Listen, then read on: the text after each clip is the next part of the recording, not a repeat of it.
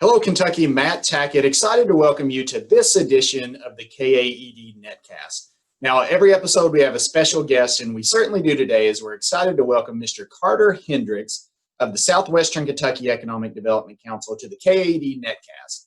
Now, Carter is a new member to KAED, but certainly a seasoned Kentucky leader. We're going to talk about his approach to placemaking, quality of life, his approach to economic development, and what makes the communities of Southwestern Kentucky such an important piece of the Kentucky economic development landscape. We're going to dive into workforce, BRNE, product development, and much more on this edition of the KAED Netcast with Carter Hendricks. Welcome to the Netcast. Okay, so welcome back to the KAED Netcast. As always, we have a special guest, and we certainly do today, as we're really happy to welcome Carter Hendricks of Southwestern Kentucky Economic Development Council to the Netcast. Hey, sir, we appreciate your time. So how are you doing, and how are our friends at SWK? Well, Matt, thank you for giving me just a few moments here with you this afternoon, and appreciate your time and leadership and all that you do with the association and certainly for economic development. But things are going as well as we can expect in our region right now, given our new realities, and just a good Wednesday afternoon here in Hopkinsville in Southwestern Kentucky. A little humid, as we were talking before we got online here, but otherwise a pretty good day. Well, there we go. We know it's always beautiful in Southwestern Kentucky, no matter what the weather is. So, a lot of our folks know you. Some don't across the state, but most do. But we have a pretty good audience that are watching these that are outside of the association. So how about you tell us a little bit about yourself? Sure, absolutely. Well, I was born in the Hopkinsville area. You might see the flag over my shoulder here with the 101st logo on it, the Screaming Eagle. I was actually born at Fort Campbell. My dad was prior military. He's passed away now, but he was military. But I grew up in the Hopkinsville area, and this has pretty much been my home most of my life until I met my now bride and lived in Minnesota for 6 years. And got tired of the cold and moved back to the heat in 2004, and been back in Hopkinsville ever since. But I've got 2 kids. My wife's a teacher. We enjoy just about any sport that can be played, and really like to get outdoors and do nature type of stuff as well. But that's who we are, and Hoptown's my home, and I've been happy to take on this new role and hopefully help create more economic growth for my region. Well, we thank your father for his service. Absolutely. So how old are your kids? Yeah, man, my daughter is 18 and going into her freshman year of college, if all goes well this fall. And it looks like it's going to be a good thing. And then my son is going into his junior year, about to be 17. So teenagers, and we're on the back end of raising them as kids. And now it's really about hoping to mentor and coach them as these young adults. And I'm very blessed to have 2 great kids. I know that. Yeah, absolutely. Well, you don't look old enough to yeah, I hear you. I appreciate that. those age young ones. So and you're about to be an empty nester, sounds like. So yeah. You're a newer member to KAED, but certainly a seasoned Kentuckian, and you've had a major impact in your community that's proliferated all across the state. But you've had a big time transition here recently that'll be fascinating for our audience to learn. So can you talk about that and what drove you and led you to the chair that you're in now? Yeah, absolutely, Matt. And, some of the things you talk about the transition, a year ago, I was the mayor of Hopkinsville and dealing with those realities, and actually had been recently reelected at that point, and ran for reelection with the full intent of serving 2 full terms at that. I wasn't sure I'd do a 3rd term because although I love public service, background in the Chamber of Commerce world, I enjoy working with nonprofits. I always knew that I would probably end up back in the nonprofit world at some point, and hopefully in economic development as it would be. But that being said, ran for the 2nd term and won a 2nd term and was rocking and rolling and doing some good things, I thought. And lo and behold, an opportunity emerged as Mark Lindsay, my predecessor and a good friend of mine, decided to go down a different career path. And when that opened up earlier than I anticipated it might ever again, I did a lot of praying and a lot of thinking, and simply decided that even though I hadn't completed a 2nd term, that this window had opened when it opened, and I wanted to give it a shot to jump through that. So I kind of came into the world of economic development here just a few short months ago, basically 1 month before coronavirus, COVID-19, the great pandemic. And I don't know, as the transition's been, it's obviously been a different world for economic development, but I would be being very dishonest if I didn't acknowledge it's also been a different world if you've been a mayor. And so I've learned a different stress in this new role with the pandemic, but I feel for those elected officials who are dealing with it on their own levels as well. So it's been an interesting transition, to say the least. And having been in that public office, I have a lot of respect and empathy for those men and women who are making really tough decisions when it comes to policies right now and getting us back to business. Although I am glad that we continue to make progress opening things back up. I think that's critical for us. But that's a little bit in that transition, and an interesting time, but I'm really excited to be where I am right now, and hopeful to take the lessons learned from being a public official, and then prior to that being a chamber executive, and apply that to the world of economic development as robustly as I can.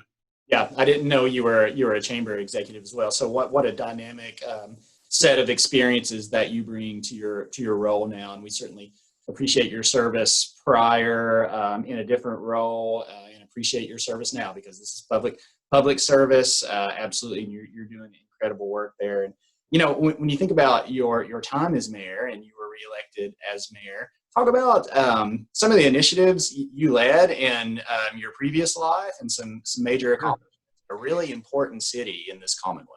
Well, appreciate that. I'm pretty biased. I love Hopkinsville, obviously, but I love all of the Southwest Kentucky region, and I mean that sincerely. When you grow up like we do in these smaller areas, in these regions like this, you've got families spread out throughout your county. So I have friends and family in Trigg County, Todd County, all throughout the region. But Hoptown is where I grew up, obviously. And so a lot of passion and love for this community. As my time as mayor, I really enjoyed the 5 years that I served as mayor. It's 5 years and 1 month technically, but I really enjoyed that 5 years and 1 month. And it's a humbling experience. It really does teach you how to take a step back and make sure you're monitoring your own ambitions and desires and listening to others. And one of my favorite Bible verses that I've latched onto since being a public official is the book of James, chapter 1, verse 19. Be quick to listen, slow to speak, and slow to anger. I think that's really important to apply in the world of public official and economic development, for that matter. But with that being said, the last 5.5 years, we've seen some good things happen in our community. When I decided to run for mayor in 2013, I was the president of the Chamber of Commerce at the time. And I had to make a decision to step down from that role in order to be able to run for office. And my motivation in doing that in 2013 and stepping down and then eventually running in 2014 was I wanted to make sure we had a mayor that was committed to economic growth and economic development principles. And I want to be clear about that. I want the big picture economic development principles, not just specific to what my EDC does, but the big picture of economic development as well. And I felt like I could bring that to the table as mayor. And so in those 5 years, I focused a lot of energy on trying to make sure that we were doing everything we could to build quality of life, to put infrastructure in place, to build the place that people want to invest their future business in, or expand their current business in, for that matter. And so some of the things I'm proud of, and one of these doesn't have anything to do with that, but just the dynamic we're in today, and I saw that question, we were one of the first cities in the Commonwealth to implement body cameras as mayor of Hopkinsville. And I think that's important, especially as we're thinking about the world we're in. Hopkinsville is one of the most diverse communities in the state. Per capita, it is the most diverse community in the state. This region is very diverse. We're the home of Fort Campbell and the diversity that it brings. We have 28 different internationally based industries in the 3-county region, so we're an extremely diverse community. And when we think about these issues that we're seeing wrestled with in the country, I thought it was important 6 years ago to make sure we were on the front end of having these types of simple measures in place to ensure not only that we hold ourselves accountable as public officials and law enforcement, but that we can also exonerate people who are accused of things maybe they didn't do in the heat of the moment. And so it's really been a blessing we've had those, and we were one of the first cities to do that in the state. We passed an initiative that we called WINS, which stood for Wellness, Infrastructure, and Neighborhoods Equals Success. And this was a $15 million round of investments, public investments, focused mostly on what we would consider quality of life infrastructure. So we developed a 54,000 square foot sportsplex, which was for indoor sports tourism. We added to our sidewalk infrastructure, expanding our greenway, added some renovations and improvements to the Alhambra Performing Arts Center in downtown Hopkinsville, to our Pennyroyal Area Museum. We're building an Ag Expo Center as part of this initiative. I'm probably leaving something off, right? 2 neighborhood parks that were developed, all of them under this idea of let's invest in our community, invest in our neighborhoods, and let's build a better quality community that people want to come invest in, whether that's to live, work, play, start a new industry, whatever it may be. So the WINS initiative, I'm obviously very proud of. And when you do that type of public investment, you hope that it will lead to that private investment. And I'm happy to report that since those investments have been underway, we've seen a pretty good round of private investment, particularly on the retail side with a $30 million retail project, followed by a new hotel. So we're at about $100 million total of private investment that we think the WINS initiative helped to stimulate, helped to spur along. So just some of the things that we try to do when I was there. And I want to be clear, that's a team effort. I always view everything as a team effort. If we don't have city council members and community leaders that support these types of things, you can't get them done. But again, for me, the main purpose of most of those initiatives, in addition to building a better community for my own residents, was to invest in a community that we thought would be a more attractive community for future economic development. Yeah, and that's one of the strengths of the community in your town that we're speaking of now. There's strength in diversity there. It's what makes it so special, and that's leveraged every day. And I really appreciate the holistic and strategic approach that you have to leadership as an elected official and also as an economic development professional. And, you know, we talk about quality of life and the great work that you've done locally when you were mayor, but let's talk about now that you're in your new chair with Southwest Kentucky Economic Development Council. Let's talk about what the quality of life that exists in the region and why it's just such a special place to be. Yeah, it's a really good question. We're actually going through a TVA livability process right now. I know you're familiar with their livability initiative. So we do our presentation next Friday, the 17th at 10 a.m. So we are literally right now doing all of our putting the final touches on the presentation about what makes the Southwest Kentucky region such an awesome place to live, work, and play. And again, I'm pretty biased, but when you think about Southwestern Kentucky and where we're located, you get this wonderful intersection of having these charming, smaller communities, with Hopkinsville being the largest of the communities, 35,000 people or so, but relatively small comparatively, small communities with this real relaxing pace of life, but you're just a short distance from any of the big city amenities that you might want. So we think we've got this wonderful intersection of opportunity that's both less taxing and more relaxing. And we think that's why people like to come to our area and enjoy investing here and enjoy living here. So whether that's Cadiz, Elkton, Hopkinsville, Guthrie, Crofton, Pembroke, or one of the other cities in the three-county region, you can find quality housing, well-built communities, lots to do, both from an outdoor recreation, quality of life perspective. And if you don't find it in your own backyard, you're a short drive from Nashville, Tennessee, where you can find anything and everything you want. So we think that makes us pretty special and unique. Less taxing, more relaxing. I wrote that down. People that are watching this know I'll use that all over the place now, but I'll make sure. So look, if you'll notice from now on, I've started adding that to our social media post, and we have the hashtag come grow with us. Now we have hashtag less taxing, more relaxing. And honestly, being on the state line here, I have to be very candid about this because I want the viewers to know this. We battle this income tax issue every single day on the state line. It's such a critical issue to us that until the state of Kentucky changes the way we do taxation, and they may never do that, but if and until they do, we've just decided to kind of tackle it head on. And even though we have an income tax and maybe this other state doesn't, when you look at all forms of taxation, we're pretty darn competitive. And we know that our pace and quality of life is a lot less taxing, more relaxing. So we like to play on words, but the reason we're choosing less taxing is to let's just embrace that Kentucky has low taxes. Even though we might have an income tax, we have overall low taxes. Yeah, we appreciate the leadership that you provided on that front. And KAED and myself and some of our partners, we've been part of those conversations here in the state, and we've made some good moves, and we're not done yet. So we appreciate what you're doing there. And you know, we talk about quality of life, and you're leveraging that every day to site location consultants or CEOs. So how does that message carry, and what does your message look like when you're giving your elevator pitch to site selection consultants? Yeah, the elevator pitch is always a scary part, right? So do you have it quite right? So yesterday, as I was giving a presentation to our Agribusiness Association, this phrase came out, and I've decided that it is now my elevator pitch. So I'm going to try it on you and your audience to see if, in fact, it has any kind of resonation with you. But when you really do think about Southwestern Kentucky and what makes us unique and why we make a great location to start your new industry, your new business, I boil it down to real simple, and it's a proven concept here. We have fertile lands and hardworking hands.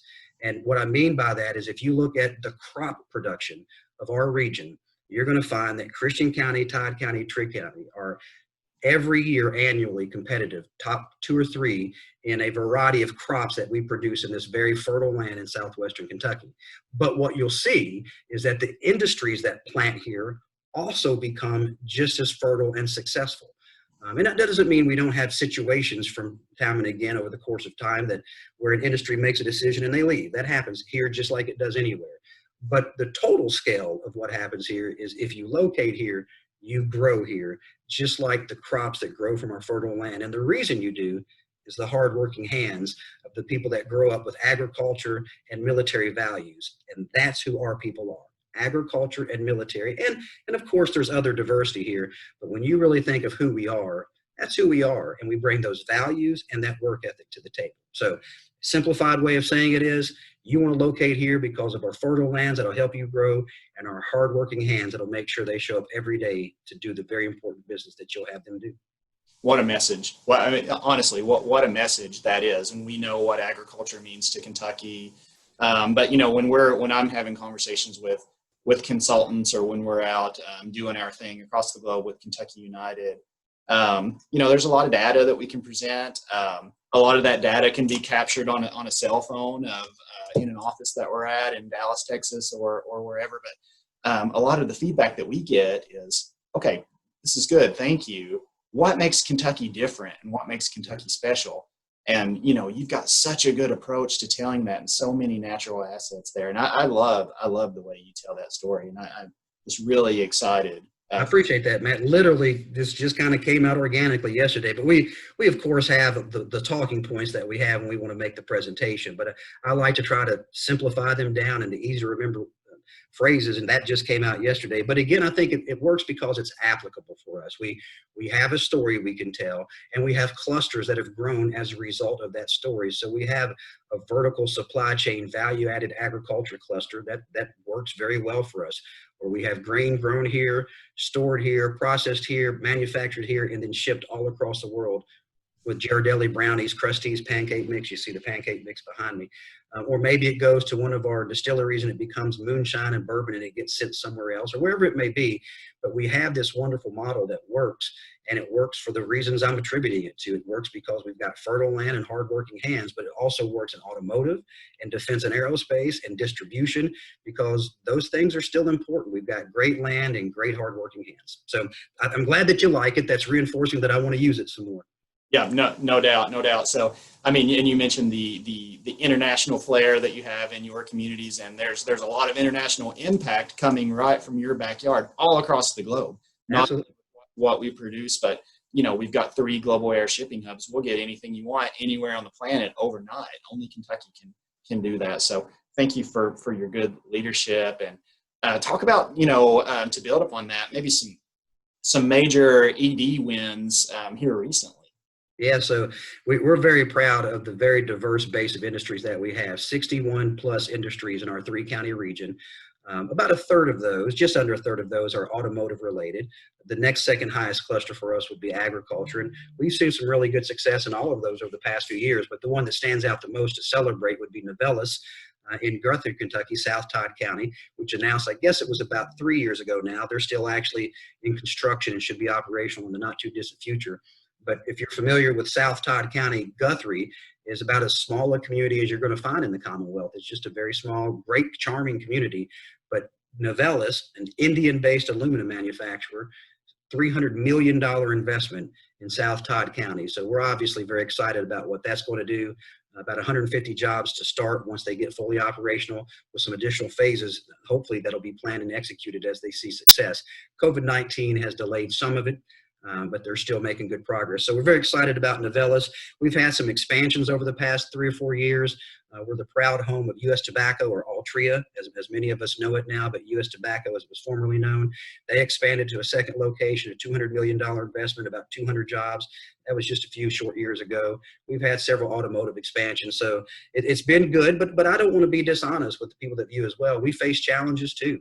And so we lost Ebonite. When Brunswick bought Ebonite, they moved the operations to Mexico. And so we've had our ebbs and flows like everybody else, but certainly very excited with some of the recent success like Novellis. Yeah, absolutely. And we know that they'll be well nurtured, well taken care of, and well served by you and the team on the ground there. And you mentioned COVID, so through I guess the COVID impact months, how's project activity been for you? Yeah, I'd be curious what you're hearing as well, to be honest with you. But I mean, there's still been some activity, but most of that's been more organic leads than it has been the traditional RFIs that might come through, one of the bigger sources of RFIs. We've gotten a couple of those over the past couple of months, but not as many as we'd all like. I think, like any ED director, I'd love to get an RFI every day if I could, or at least reasonably consistent enough to just keep churning them out and having opportunities. So those haven't been as active as I would like to see it, but that's understandable. I mean, when all of your automotive assembly plants are shutting down and all of the manufacturers are making sense of the new realities, they all took a step back. We've had some organic leads come through, had some site visits, had one a couple weeks ago, had a small industry announcement about 3 months ago at the beginning of COVID-19 with E-Tank down in Trigg County. And so it's been active. But I'd always like it more active. I'm like any other ED professional. I get antsy easy. I'm impatient, and I'd like to make something happen yesterday. Yeah, I think for us, I feel like it's starting, at least for KAED, and we're a different animal from the cabinet or any of the communities, but we can produce and generate some leads that can be meaningful. I feel like it's on the uptick for us a little bit, and it's been Good. consistent from normal, maybe a little less throughout this, but definitely picking up now. So we're happy for that, and Good. happy the momentum will continue in your area and all across this Commonwealth. And you mentioned your site visit recently. Did you do that on the ground or virtual? Yeah, actually, it was on ground site visit. So we now I want to be clear, so I know we're being recorded and broadcast here. So we mask and sanitizer, and we did the social distancing thing. But it was a small site visit. One individual that came in really need to get boots on the ground to see some properties on the back end of a process, and that's what we did. It was about 2 weeks ago, and it was a good visit. I'm glad we were able to do it. But it is a different way of doing the visit. Now we've done some virtual calls with prospects and try to do as well as we can virtually. And in fact, our TVA livability presentation next Friday is a virtual livability presentation. So it's given us some reasons to practice that out some more. But yeah, that was a live visit 2 weeks ago.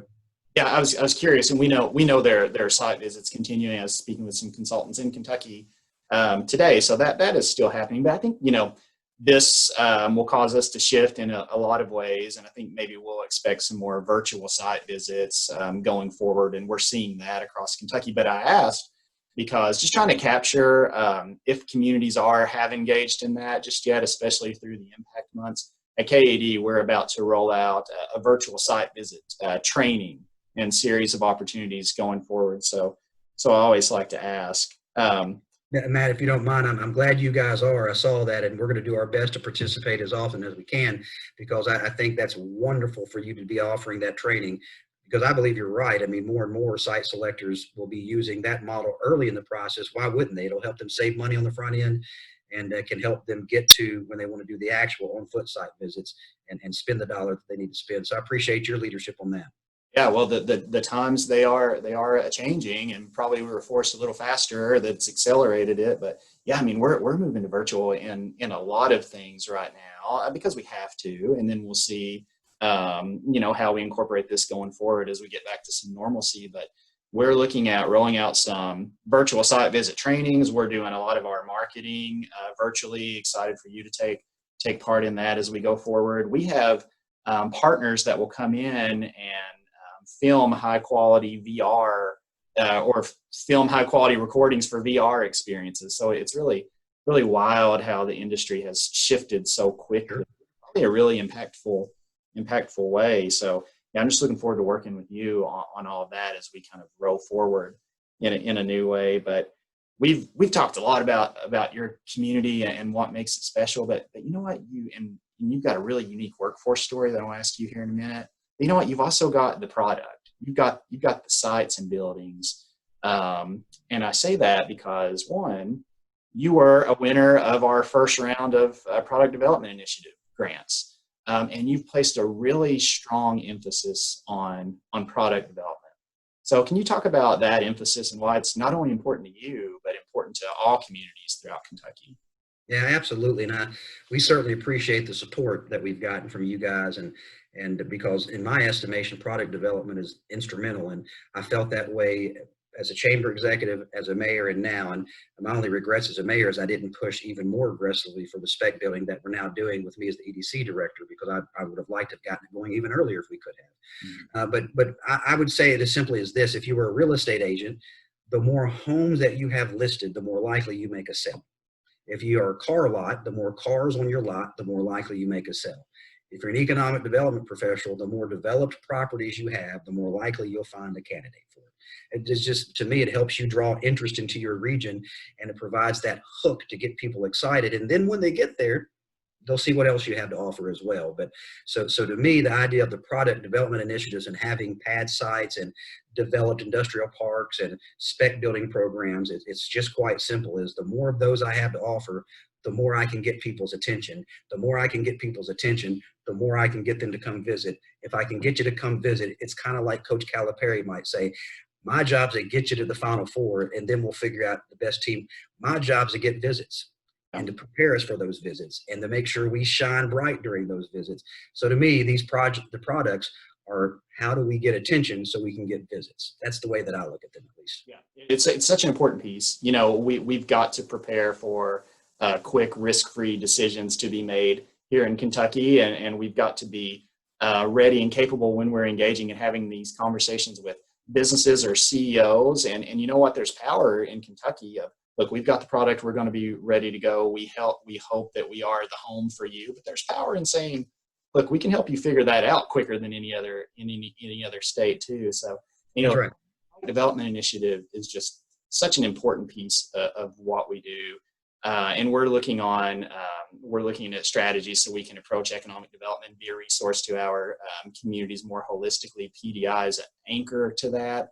We're looking at disseminating some data tools that we know will be so helpful. And I think we're recording this, what is it? It's July 7th. We haven't announced it yet, but we've just decided to relaunch round 2 of the product development initiative today.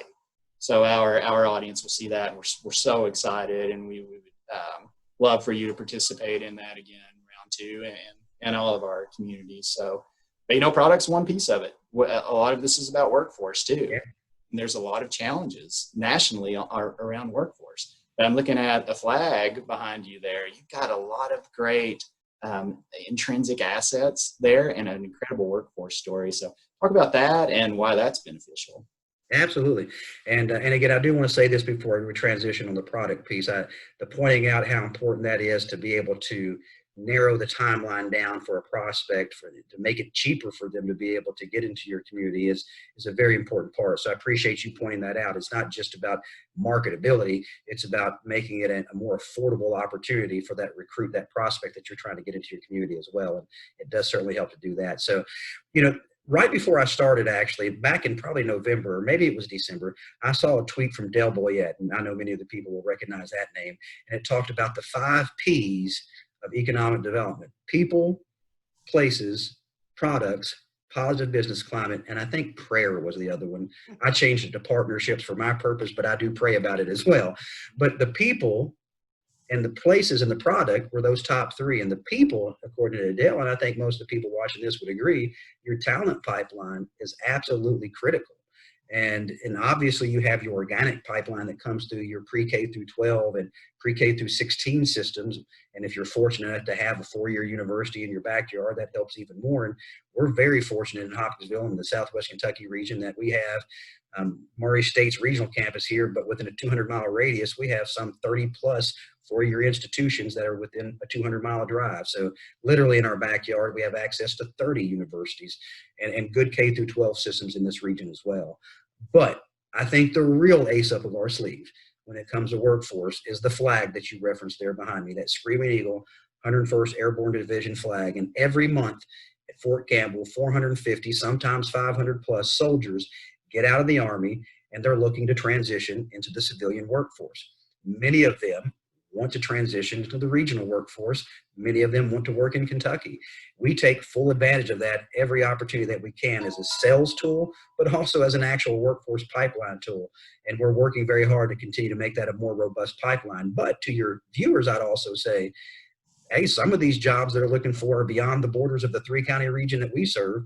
And so we know that there are soldiers looking to move to Lexington or to Richmond or to Somerset or to Cadiz or to Paducah or to Henderson or wherever it may be. So view Fort Campbell as a pipeline deep into Kentucky. It's not just in our backyard. It's really a pipeline of talent that can reach across the Commonwealth. But we try to tap into it every chance we can, and we certainly use it as part of our sales pitch.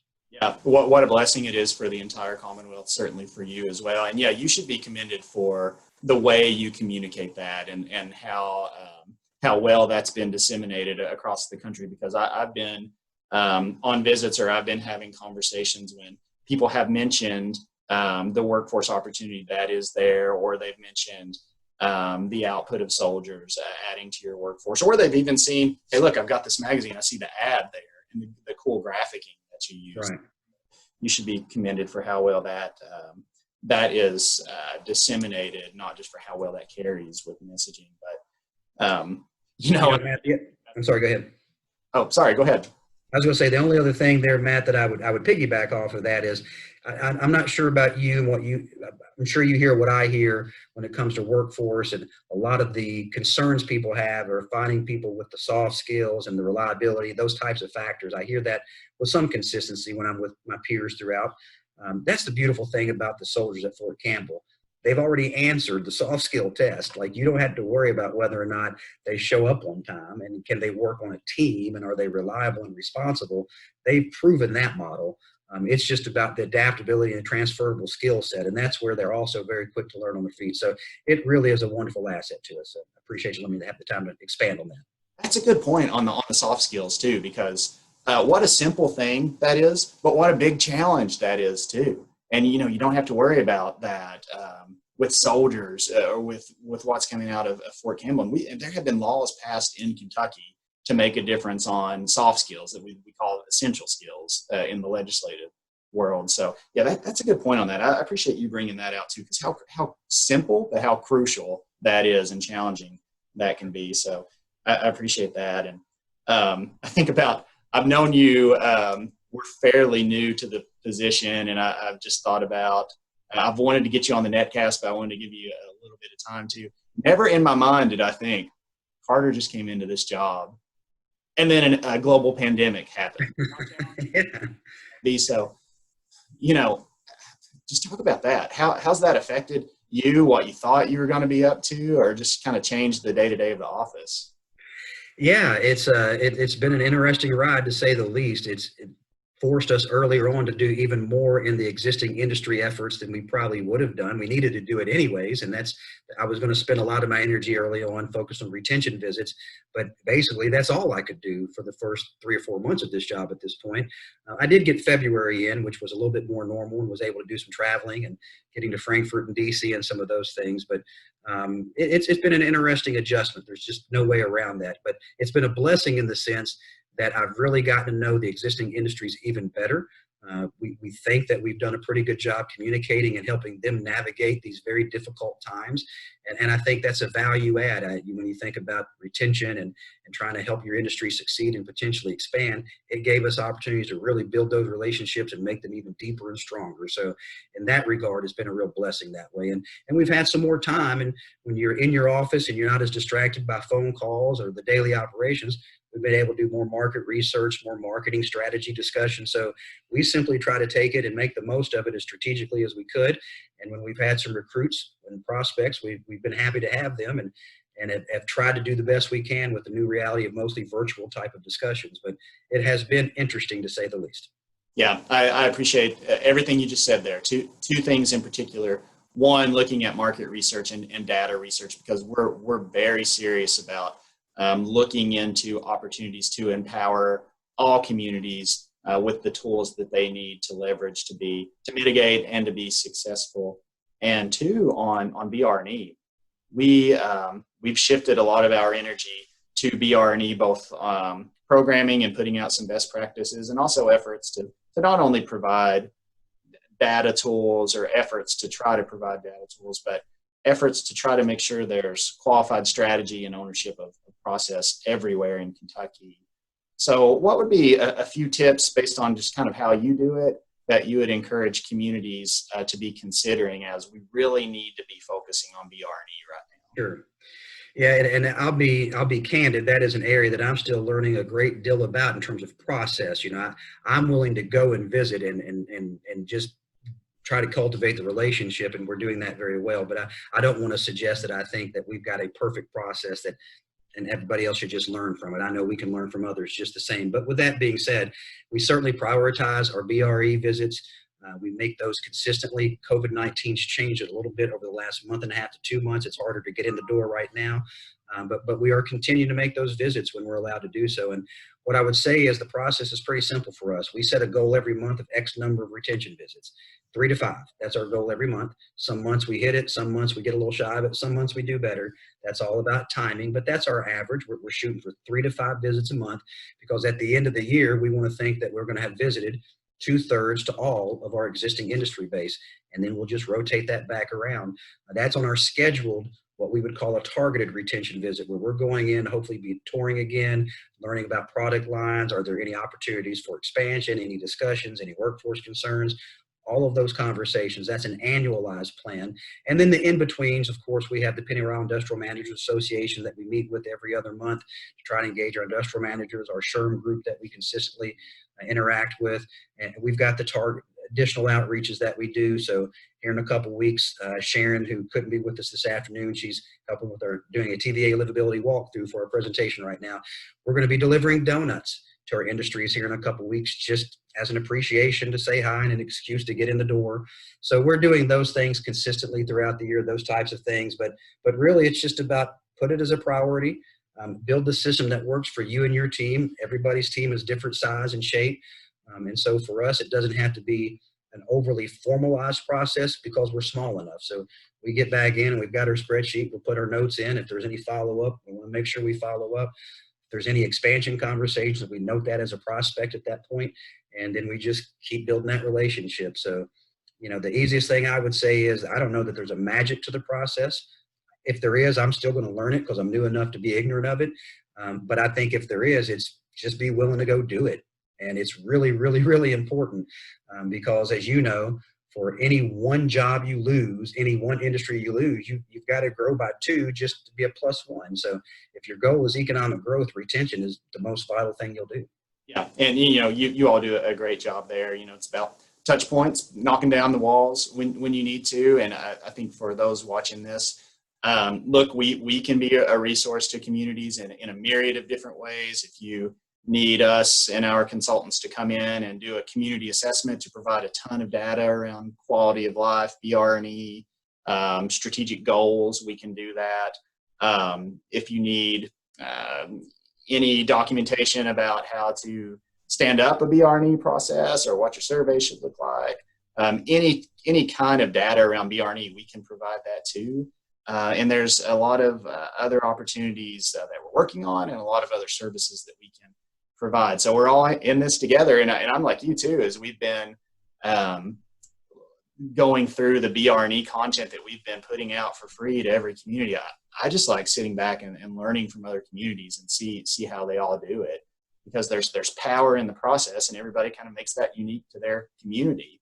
So I really appreciate kind of learning how it works for you, and appreciate the good work that you do. It's important for this entire. If you don't mind, let me add this real quick, just a couple thoughts on that, just the value of it. I'm sure everybody agrees with the value, but I know it's also easy to lose sight of the retention efforts in the daily routines. It's really easy for that to be the thing that we don't do as much because there's a new prospect or there's a site that we're trying to develop, and those things are really sexy and easy. Not easy to be excited about, I mean. But when we look at the importance of the retention, I look at it pretty simply. One is when I go in, I don't want to just be thinking about what can I do to make sure they're happy and staying here. That's important. But I'm also seeing, are there any opportunities that they're aware of that might lead to a prospect? So they have vendors and supply chain conversations, anything at all. So we view it as a part of our prospecting. And we think that's really important, that every one of our existing industries is a candidate for expansion and or for new leads for new opportunity. And if we engage them properly, they'll appreciate it because they'll know we're not trying to create competition for the workforce. We're trying to maybe complement and build off of the workforce. So we think that's really important as a part of the retention. And the other piece is, when your existing industries have any issues, concerns, or needs, if you can be the solution, the answer to their question, they become your best sales agents when you're recruiting.